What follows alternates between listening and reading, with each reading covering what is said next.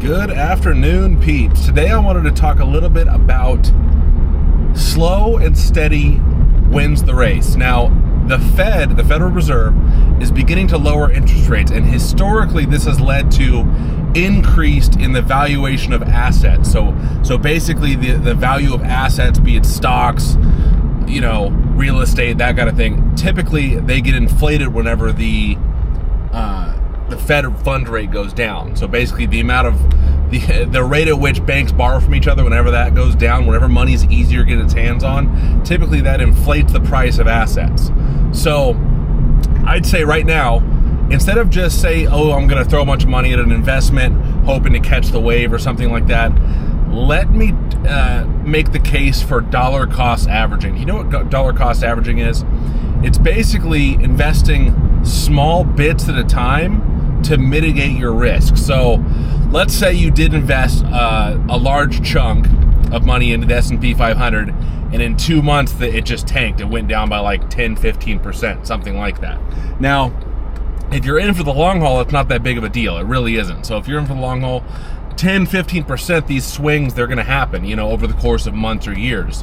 But to mitigate that risk, instead of just throwing that big chunk at it all at once and just kind of locking in your price, I would suggest what's called dollar cost averaging. Investing little bits at a time that's going to basically, it's going to even out your, I guess what you call your buy-in price. So instead of buying in at the top, God forbid, you are averaging your buy-in price over the course of a certain amount of time. So a given amount of time, say 6 months. So it effectively mitigates your risk, basically.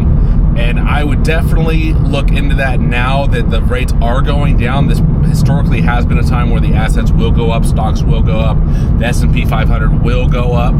But that's not to say, a black swan event can't happen. And if you throw a bunch of money at one investment and over the course of a couple months it tanks, and God forbid you need that money, you're going to take a pretty juicy loss on that. Whereas if you would have dollar cost averaged into that investment, you would have mitigated your risk over the long haul, and you're still going to reap a lot of the benefits if the stock or the asset keeps going up. So you're going to still reap those benefits, but your risk is lessened significantly by putting a little bit in, like a little bit at a time. See what I'm getting at?